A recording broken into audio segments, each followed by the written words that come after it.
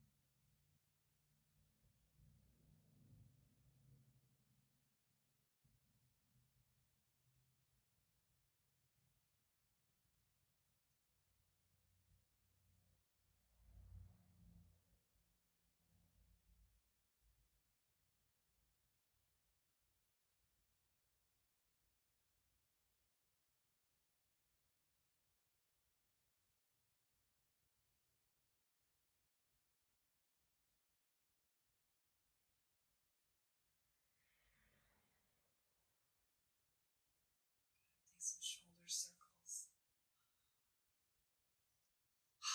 Take out the hands or let them rest. So some of the strategies of science and spirit blending into this practice of life's work, yoga, include joint lubrication and lymphatic self-massage. So we're going to do those as well as a little more asana, a little more movement from the tradition of yoga. So from the shoulder circles, let the shoulder blades slide down, realign the spine, and take some nose circles.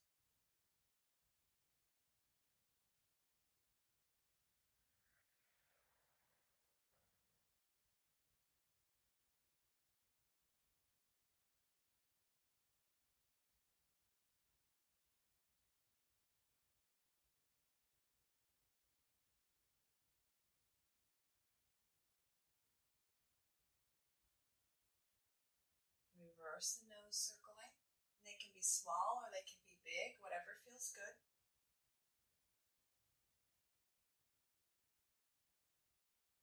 If you feel like one side is really imbalanced, back off and try to make the circle even rather than exaggerating a lopsidedness. That's going to help to retrain the balance in these muscle teams.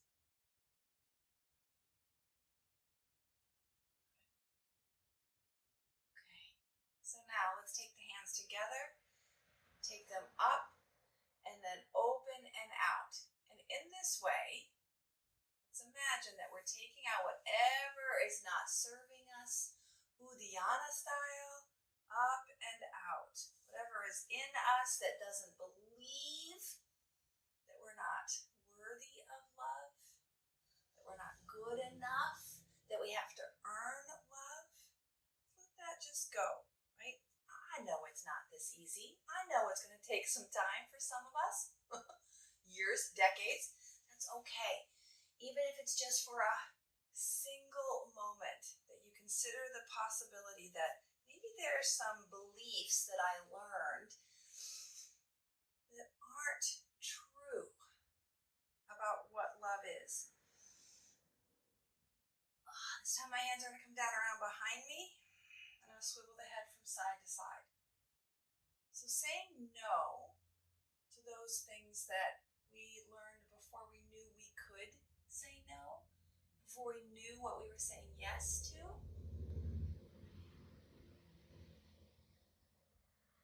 This is why letting go is as important as cultivating the things that we want to welcome into our life. And until we know for sure what the yes is, come back to center with the head. There's going to be some times of I don't know. And that's how I correlate with the tilting of the head.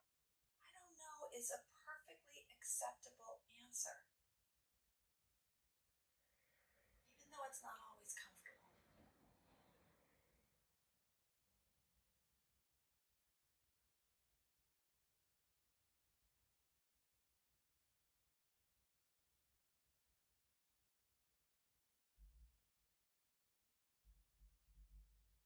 Well, I got a lot of congestion in my neck today. There must be a lot that I'm struggling with to understand in my world. That resonates. All right, now I'm going to reverse the movement of the arm and gather in what I need, even if I don't have a name for it or a word for it. And that's just going to be our sun breath. So you're going to open the arms, bring them together at the top, and you can either just bring the hands together at your heart center, or you can add a little more mudra installing, right? So hands come down and install it into your heart or into your belly or into your sense of self.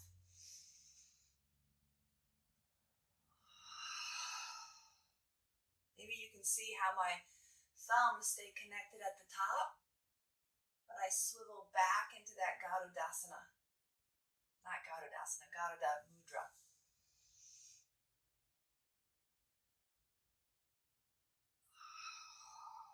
Maybe 2 or 3 more here.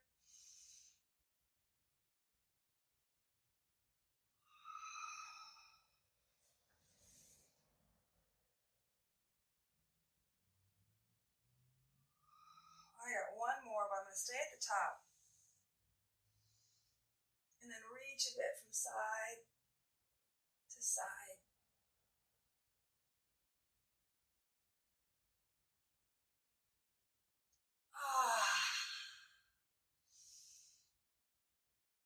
Opening up that side body.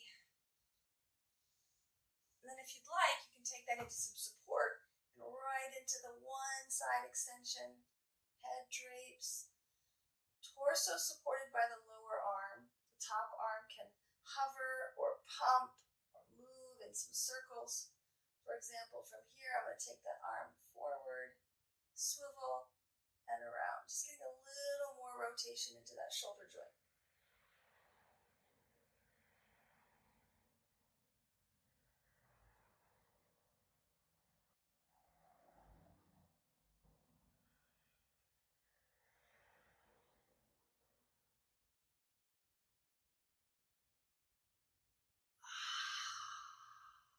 Taking on the shoulders. I'm going to go to the second side. So I'm going to start again from neutral. Check in. Now this is really key. Why? Because one side might need something a little different or a lot different than the other side. So rather than just mirroring, I really want to check into what I'm feeling. This is how I get to know myself and its idiosyncrasies, its imbalances, and its preferences, so that I don't inadvertently go into, see, that's enough right there for me on this side. Right? Too much.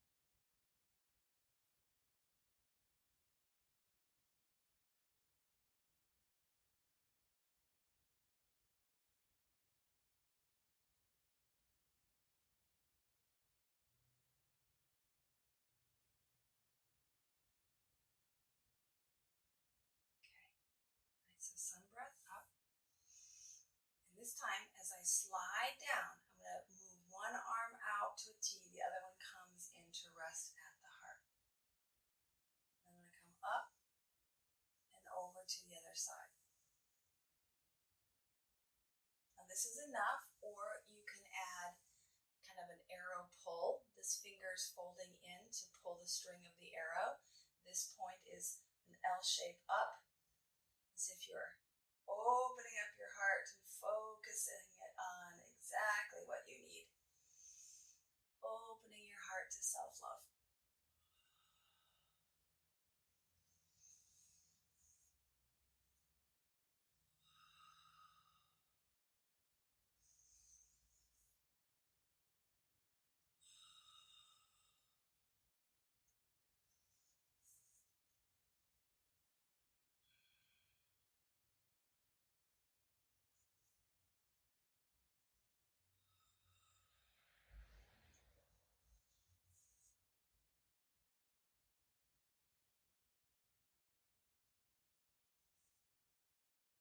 Having opened the front of the heart, now I'm going to bring my fingers to the sides of my temples. I'm going to focus on moving my shoulder blades, the backside protection of the heart.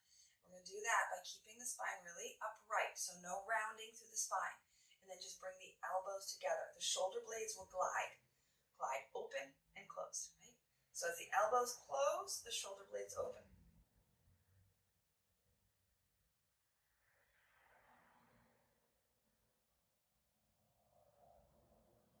Have to be fast. In fact, I encourage you to go as slow as you need to pay attention to the movement of your shoulder blades. Even if they're not moving, or maybe you can't feel them moving yet. Cultivate that knowing by paying attention.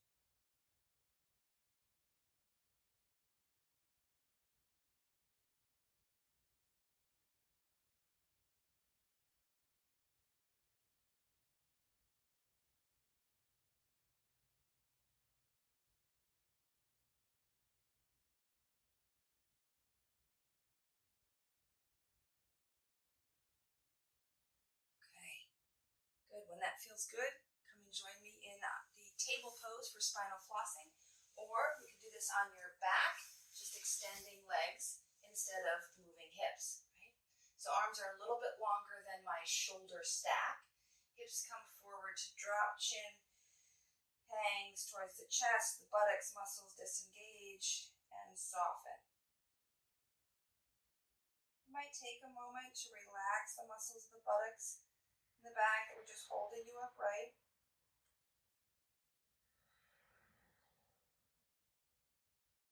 And if the hips don't reach the floor, bring a pillow underneath your hips.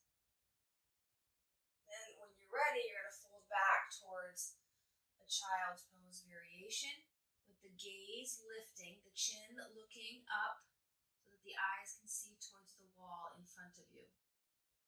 Again, take your time, let everything unravel.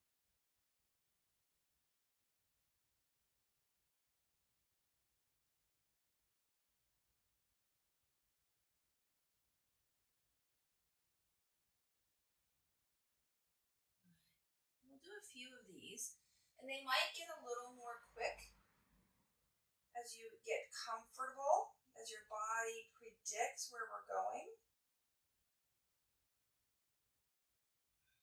I'm going to tuck my toes under this time, get a little fascial stretch on the bottom of my foot. Notice how the elbows have come down to increase support for my body.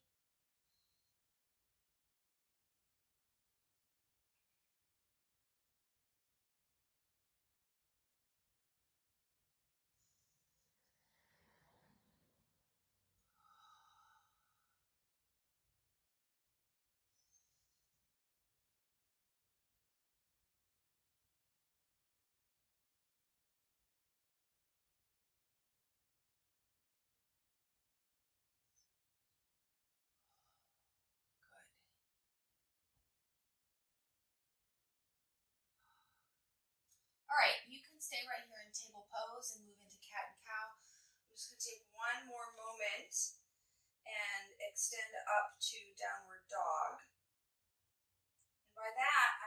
be creating some extension in my spine. So hands plant, toes tuck, but notice that my hips are back so that the weight is already behind my shoulders. And then I just extend up so that I don't really increase any movement in my arms as I increase the weight in my arms. That's just a way to protect the shoulders.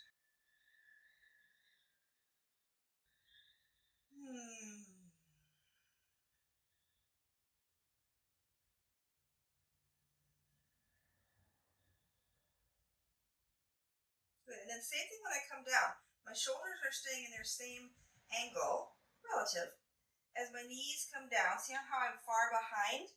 And then I can come back up to my table pose. Cat and cow.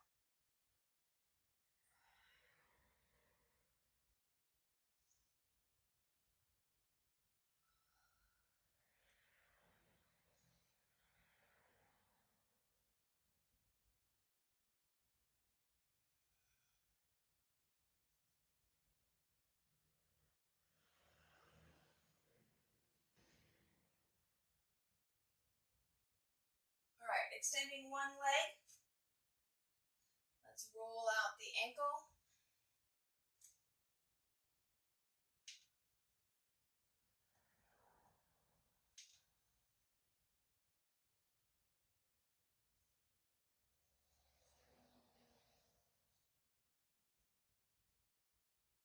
And reverse.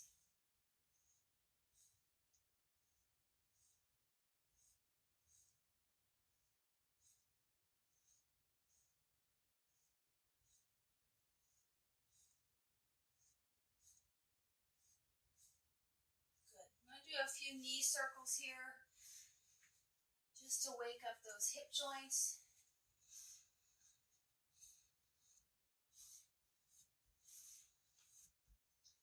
And reverse it.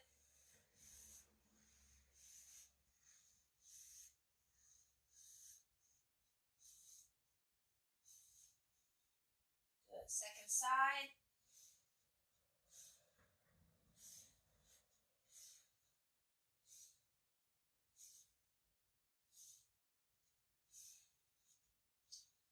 Reverse it.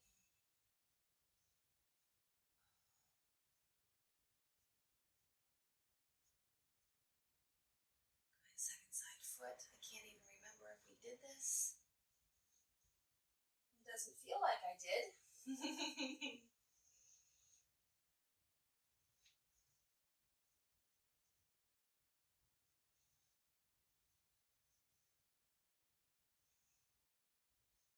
Reverse.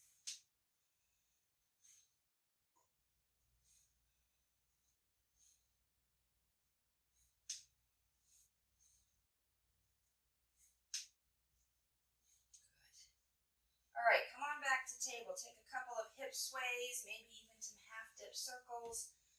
We're going to move into a lunge. All right, so one leg coming forward. I got my left leg coming forward. Blocks under the hands would be great, particularly if you can't reach the floor comfortably. Rocking the Hanuman.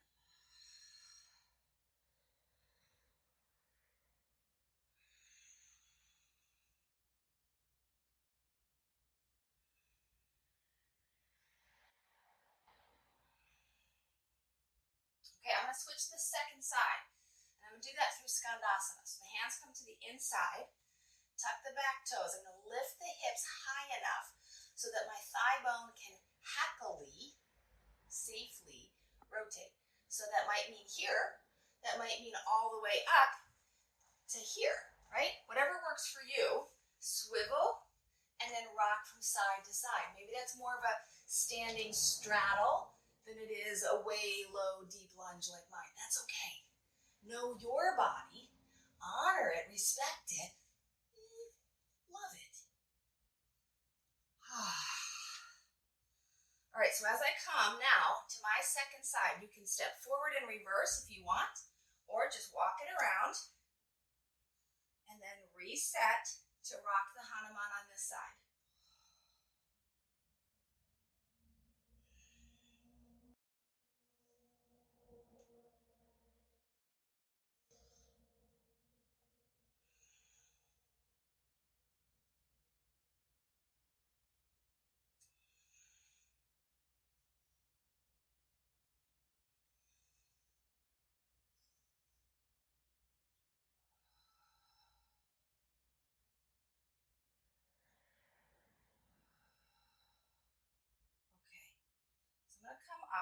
show you our combination. Okay? So up to a wide stance. Now I'm going to invite you to stay high or to join me again in that lower space, right? But the same hands that we did before. So you're going to inhale and then lean to one side, right? So bending one knee as you pull this arm back.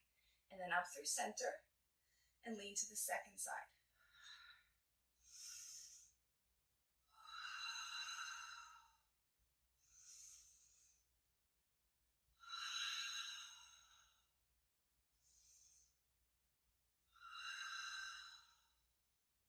Stay here high, or you can start to come lower, even if that means you want to bring your hands down first, and then find how much pull and pause. Sometimes I get really creative with my arms in the middle.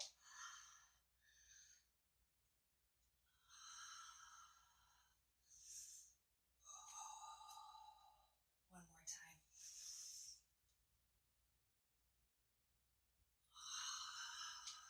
Good. All right, I'm coming back to my first side. Pausing for a bit of an extension through the back body, meaning a lifting up. Good.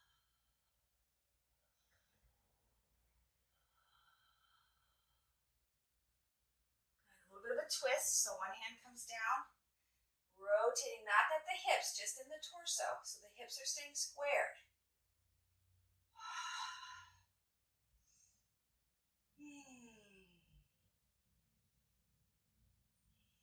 Good. Unwind. Maybe you come through a plank pose.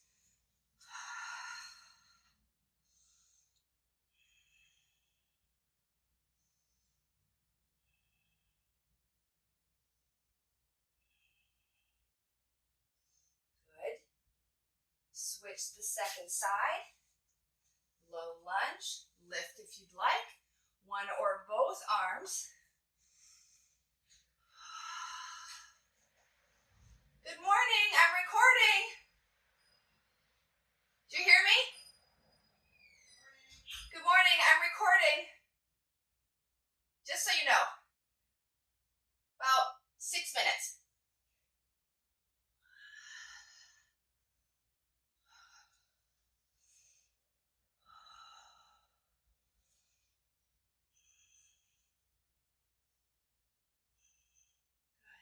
From this side, let's come back down to Anahata pose. So when that twist is complete, unwind. Step your front foot back. Now the full Anahata pose is a walking out, or the puppy pose. Walking out with the hips staying high. You may or may not reach the floor with the chest. That's okay. Bring a pillow in.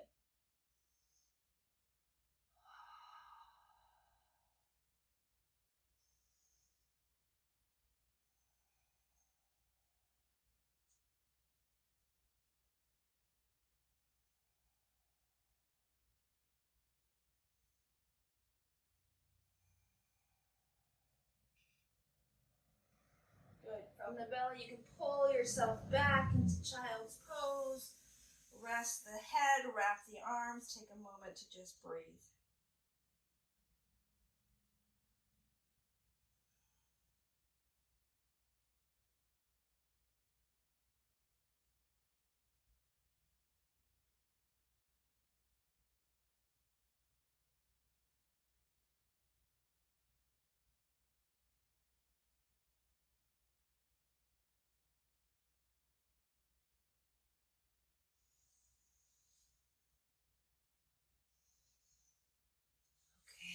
So we did a little lubrication, we did a little movement. Let's finish out our care for our bodies with some lymphatic flush. And we're just going to do the major 6, and that means that we flush the front before we flush the back, we flush the center before we flush the legs. So starting just at the chest, you can tip tap at the collarbones.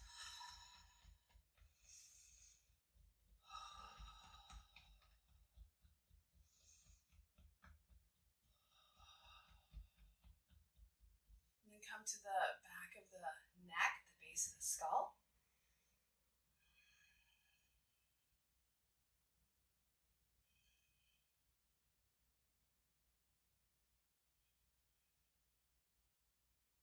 Just doing some circles with my hands, providing the friction to move the tissues. Right? Good. And then coming to the sternum. That's the breastbone. And then let's reach around and tap the backs of the kidneys. This is just at the bottom of the ribs. Our adrenal glands live on top of the kidneys, but really it's all about how we cleanse our body here. So give it a little stimulation. Good. And then coming into the front belly, once again, on the right hip, come up, go across at the top of the belly or just below the ribs, and then down the left side. So take a few circles here.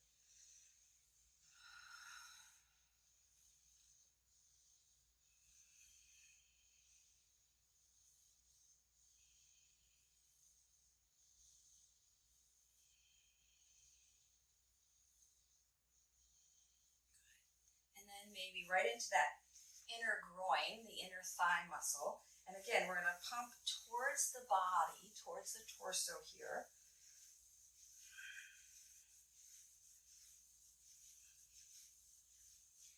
And then we'll do the armpit back. So we're getting the front of that webbing of the armpit towards the sternum or towards the center line of the torso.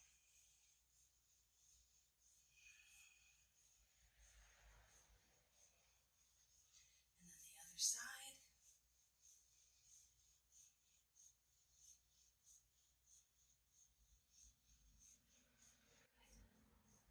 And then shake it out. I'm going to come back to a couple of those sun breaths to gather whatever it might be that I now know I need or that I am now open to receiving. Just take a big breath, gather, bring it in. Open.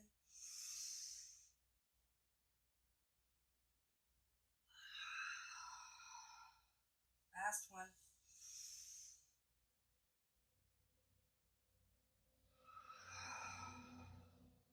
What do you need next? Perhaps you want to do more asana. You're primed and ready. Perhaps you need to move back into your day, but before you do, please honor yourself with a little rest in Savasana. So I'm going to come on down, take a final short twist, and then stillness for a few moments. So as I come onto my back, the first thing I notice is I need to kind of reorient my shoulders and hips. And I'm going to take a twist.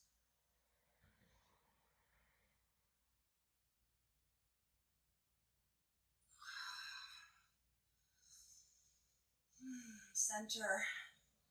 From the asymmetry, it's always a good idea to come back to symmetry, meaning balance and even in the center.